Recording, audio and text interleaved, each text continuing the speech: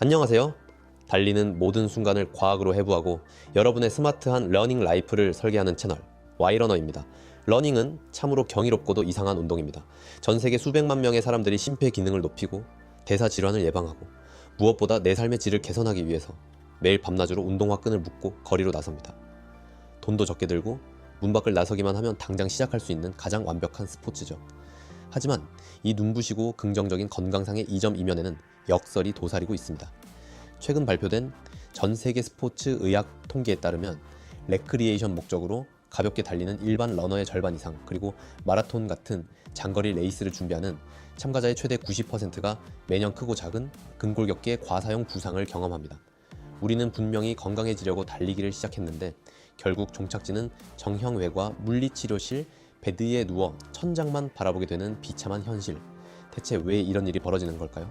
오늘 우리는 2024년부터 2026년까지 스포츠 생체역학계와 임상의학계에서 쏟아져 나온 최신 연구 보고서들, 그리고 대한민국 건강보험 심사평가원의 섬뜩한 의료비 통계까지 전부 끌어모아 여러분의 무릎과 정강이를 박살내고 있는 진짜 원인을 낱낱이 파헤칠 겁니다.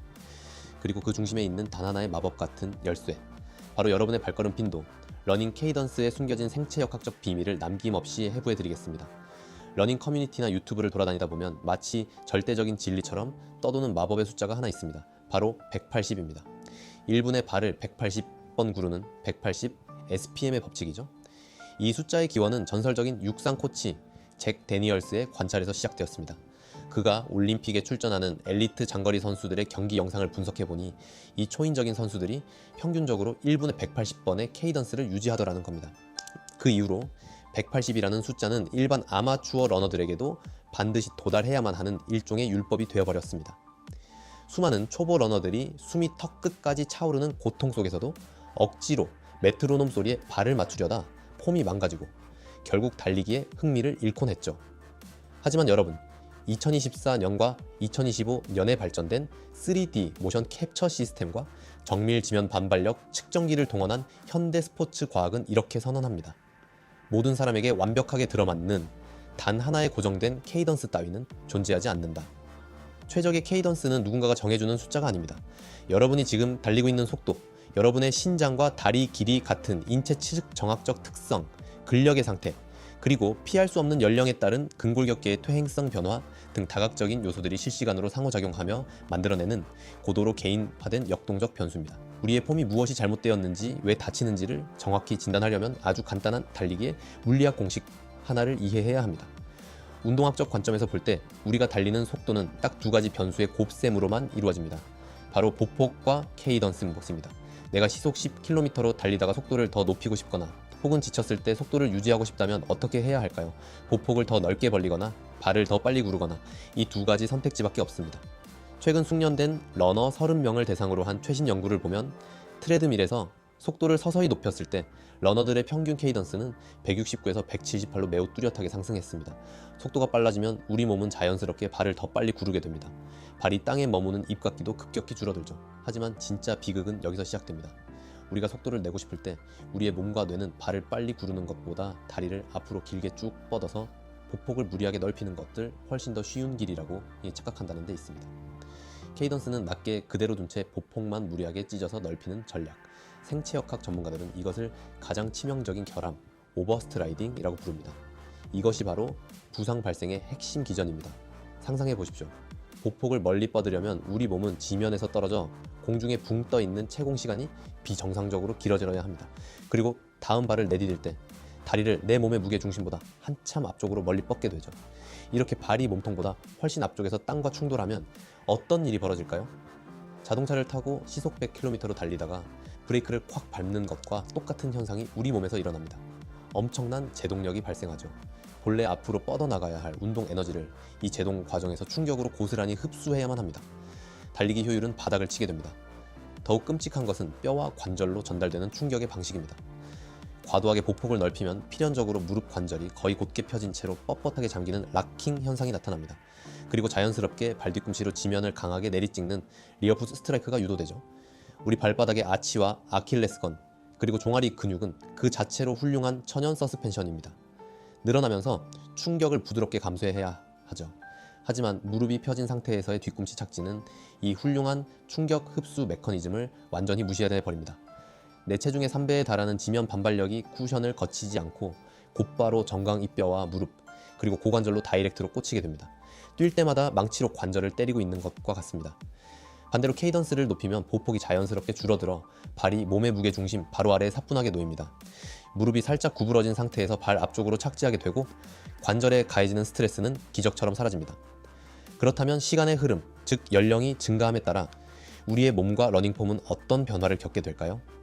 최근 주말 아침 한강공원이나 마라톤 대회장에 가보신 적 있으신가요? 40대, 50대, 심지어 60대 이상의 마스터스 러너분들이 정말 많습니다. 인간의 수명이 연장되면서 마스터스 러너 집단이 전 세계 장거리 달리기 대회에서 차지하는 비중이 폭발적으로 증가하고 있죠. 그런데 이 베테랑 러너들이 뛰는 모습을 뒤에서 가만히 지켜보면 20대 청년들과는 달리기 폼이 확연히 다릅니다. 보폭은 좁고 발은 쟁얼음으로 통통 구르며 달리시죠. 어떤 분들은 아이고 나이가 드니까 다리에 힘이 빠져서 폼이 홍색해졌네 라고 한탄하십니다. 혹시 이렇게 생각하며 우울해하시는 중년 러너분이 계신가요? 오늘 저는 그 우울함을 완벽한 자부심으로 바꿔드리겠습니다. 여러분의 좁아진 보폭과 종종 걸음은 결코 퇴보가 아닙니다. 그것은 부상을 피하고 달리기 효율을 지켜내기 위해 여러분의 인체가 찾아낸 가장 정교하고 위대한 생체역학적 진화 과정입니다. 30대 중반을 기점으로 인간은 누구도 피할 수 없는 생리학적 퇴행의 길, 즉 골격근량과 근력이 소실되는 근감소증을 마주하게 됩니다. 특히 짧은 시간에 폭발적인 힘을 내는 제2형 속근 섬유들이 가장 먼저 쪼그라들며 위축되죠. 달리기에서 이 노화의 직격탄을 가장 세게 맞는 부위가 바로 발목 관절을 밀어내는 하퇴삼두근, 즉 비복근과 가자미근입니다. 우리가 달릴 때 지면을 밀어내고 신체를 공중으로 띄워 앞으로 전진시키는 추진력, 그 추진력의 무려 85%가 바로 이 발목의 폭발적인 저측 굴곡에서 나옵니다. 그런데 관련 메타 분석 연구에 따르면 20세에서 80세에 이르는 동안 이 발목의 파워는 최대 47.9%까지 기하급수적으로 증발해버립니다. 초음파 영상으로 들여다보면 근육의 두께와 부피 자체가 줄어들고 힘을 내는 근섬유의 길이도 짧아져 있습니다. 물리적인 엔진의 크기 자체가 퇴화되어 버린 겁니다. 젊은 시절처럼 땅을 뻥 차고 나갈 보폭을 유지하는 것 자체가 물리적으로 불가능해진 상태인 거죠. 설상가상으로 엔진의 힘을 전달하는 부품마저 늙어버립니다. 바로 근육과 뼈를 이어주는 거대한 결합 조직 아킬레스건입니다. 달리기는 착지할 때 충격 에너지를 아킬레스건의 수동적인 탄성 에너지로 저장했다가 다시 도약할 때 스프링처럼 튕겨내는 고도의 탄성 반발 메커니즘에 의존합니다. 그런데 나이가 들면 힘줄의 수분 함량이 줄어들고 콜라겐 섬유 구조가 변해서 건의 수동적 강성이 뚝 떨어집니다. 2024년 생체역학 연구를 보면 70대 고령자의 아킬레스건 강성은 20대 젊은 성인에 비해 무려 44%나 낮았습니다. 20대의 아킬레스건이 팽팽하고 질긴 새 고무줄이라면 70대의 아킬레스건은 수분이 빠져 흐물흐물하게 늘어난 고무줄입니다. 늘어난 고무줄로 새 총을 세게 쏘려면 어떻게 해야 할까요? 팔을 훨씬 더 뒤로 당겨서 억지로 더 많은 힘을 써야 하죠. 이처럼 아킬레스건이 탄력을 잃으면 동일한 추진력을 만들어내기 위해 종아리 근육이 훨씬 더 수축 거리를 늘려가며 무리하게 일을 해야만 합니다. 산소 소모량이 급증하고 근피로가 빠르게 몰려오는 엄청난 대사적 비용을 치르게 되는 겁니다. 발목 파워는 반토막이 났고 아킬레스건은 흐물거립니다. 이토록 끔찍하고 절망적인 신체 조건 속에서 40대 이상의 마스터스 러너들은 도대체 어떻게 풀코스 마라톤을 완주하는 걸까요? 과학자들이 실험실 트레드밀 위에서 젊은 러너와 고령 러너에게 완전히 똑같은 속도로 달리게 지시했습니다. 결과는 놀라웠습니다. 고령 러너들은 젊은 층과 같은 속도를 유지하기 위해 보폭을 과감하게 줄이고 케이던스를 엄청나게 높여서 뛰었습니다. 발목 힘이 부족해서 공중으로 높이 뛰어오를 수 없으니 차라리 채공 시간을 줄이고 접촉 시간을 늘리며 발을 땅에 훨씬 더 자주 디디는 생존 전략을 택한 겁니다. 이때 잃어버린 발목의 힘을 보상하기 위해 동원되는 구원투수가 바로 고관절입니다. 발목 근육이 제 기능을 못하니 엉덩이의 고관절 신정근과 허벅지 굴곡근을 활용하여 다리를 강제로 빠르게 앞으로 끌어당기고 뒤로 밀어냅니다. 고령 러너들은 달릴 때 젊은 성인보다 고관절 파워를 무려 27에서 41%나 더 크게 발생시켰습니다. 발목이 이를 못하니 엉덩이 힘으로 억지로 다리 회전수, 즉 케이던스를 높여 달리기 속도를 방어하는 눈물겹고 위대한 적응 과정입니다.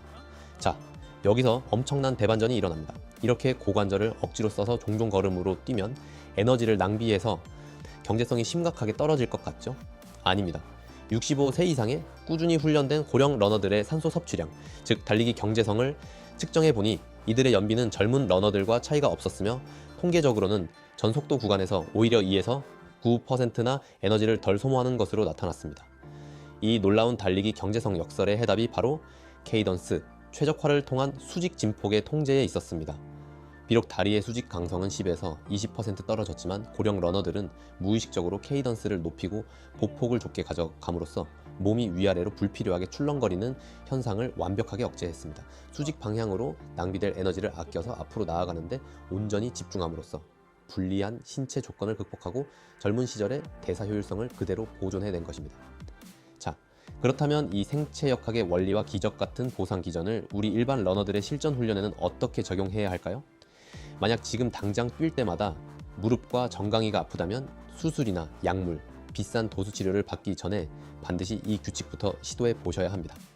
2025년 기준 전 세계 수많은 스포츠 의학자들과 임상 전문가들이 달리기 부상의 보존적 치료 및 예방을 위한 1차 방어선으로 강력히 권고하는 케이던스 재훈련입니다.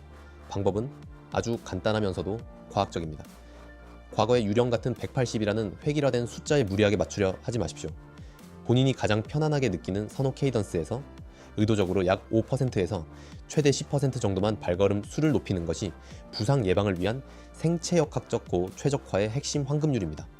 스마트워치로 측정한 결과 평소 150 SPM으로 뛰던 사람이라면 메트로놈 앱을 켜고 정확히 158에서 165 SPM 사이를 목표로 삼고 뛰는 겁니다. 160을 뛰던 사람은 168에서 176을 타겟으로 잡는 거죠. 단 5%. 발걸음을 아주 조금만 더 촘촘하게 굴리는 것인데 우리 몸의 역학에는 극적인 이점이 발생합니다. 2025년 최신 준실험 연구에 따르면 이렇게 소폭으로 케이던스를 높이자 발 뒤꿈치에 가해지는 초기 충격력이 평균 81.36N이나 급감했습니다. 보폭이 17cm 정도 짧아지면서 발이 몸통 바로 아래에 안정적으로 착지한 결과입니다. 억지로 발목 모양이나 착지법을 바꾸려 하지 않았음에도 불구하고 케이던스가 높아지면 우리 인체는 알아서 미드풋이나 포어풋 착지로 자연스럽게 진화합니다. 무릎에 가해지는 압박력이 줄어들고 달릴 때 양무릎이 안쪽으로 과도하게 모이는 현상이 방어되어 장경인대 증후군과 슬개대 퇴통증 증후군의 발병을 억제합니다. 특히 양명 높은 정강이 피로골절과 내측경골 피로 증후군, 일명 신스플린트를 예방하는 데 탁월합니다. 관찰 연구들을 종합해보면 상대적으로 케이던스가 166 이하로 매우 낮은 러너는 178 이상을 유지하는 촘촘한 발걸음의 러너에 비해 정강이 관련 부상을 입을 확률이 무려 6배에서 7배까지 치솟습니다. 보폭을 10%만 줄여도 정강이 뼈에 가해지는 물리적 밴딩 모멘트가 기적처럼 사라집니다. 그런데 여러분, 이 케이던스 최적화는 단순히 내 무릎 통증 하나 없애고 달리기 기록을 단축하는 개인적인 취미생활의 팁이 아닙니다. 이 지식을 깨닫고 실천하는 것은 국가적 차원의 엄청난 나비 효과를 가져옵니다. 대한민국 건강보험심사평가원과 국민건강보험공단 산하연구원이 2026년에 발표한 질환별 건강보험 의료비 추정 보고서를 보십시오. 급속한 고령화로 인해 2023년 대한민국의 총 의료비는 110조 원으로 폭증했고 2030년에는 190조 원에 이를 전망입니다. 이 엄청난 의료비 폭증을 견인하는 가장 무서운 블랙홀이 무엇일까요? 바로 노화와 신체 활동 관련 손상으로 인한 근골격계 질환입니다. 경증 질환 진료비만 사상 최초로 20조 원을 돌파했는데 그중 무릎, 관절염에 1조 2천억 원, 요통과 척추 질환에 수천억 원의 천문학적인 국가 예산이 쏟아지고 있습니다. 여러분이 러닝을 하다 무릎이나 아킬레스건을 다쳐 정형외과에 가면 주로 어떤 치료를 받습니까? 바로 도수치료와 처해충격파 같은 비급여 치료입니다. 보건복지부 분석 자료에 따르면 작년 3월 단 한 달 동안에만 이 도수치료에 무려 1200억 원의 돈이 지출되었습니다. 병원마다 부르는 게 값이라 1회당 수십만 원을 호가하기도 하죠. 이 기형적으로 비대해진 비급여 진료와 실손보험 적자가 국가보건의료 체계 자체를 무너뜨릴 위기에 처하자 결국 대한민국 정부가 2026년부터 도수치료와 처해충격파 등을 관리급여 제도로 묶어 강제로 표준 가격을 통제하겠다고 칼을 빼든 상황입니다. 우리가 과학적인 생체역학 지식을 배우고 올바른 케이던스로 달리는 훈련을 하는 것은 이 비극의 사슬을 끊어내는 일입니다.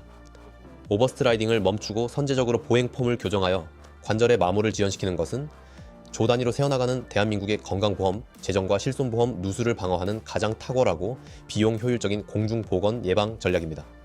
그러므로 모든 러너 여러분, 소아 청소년들은 신체 발달에 맞추어 무리하게 보폭을 늘리지 말고 마스터스 러너들은 고관절에 과부하가 걸리지 않도록 종아리 저항 훈련, 카프 레이즈를 반드시 병행하십시오. 그리고 무엇보다 생체역학적 붕괴를 막기 위해 철저한 강도 조절, 80대 20 법칙을 사수하십시오. 일주일 훈련 시간의 80%는 옆 사람과 웃으며 대화할 수 있는 가장 낮은 강도의 조깅으로 채워 근골격계의 역학적 충격을 최소화하고 나머지 20%의 시간에만 인터벌이나 템포런을 소화하십시오. 특정 수치에 맹목적으로 집착하기보다는 자신의 신체 조건과 노화의 흐름에 완벽하게 동기화되어 내 몸이 들려주는 진짜 리듬, 맞춤형 케이던스를 발굴하고 유지해 나가시길 바랍니다. 부상 없이 오래도록 달리는 여러분의 스마트한 러닝 라이프, 대한민국의 건강한 심장을 뛰게 하는 그 길을 언제나 응원합니다. 지금까지 달리는 모든 순간을 과학으로 증명하는 어시스턴트 Y러너였습니다. 감사합니다.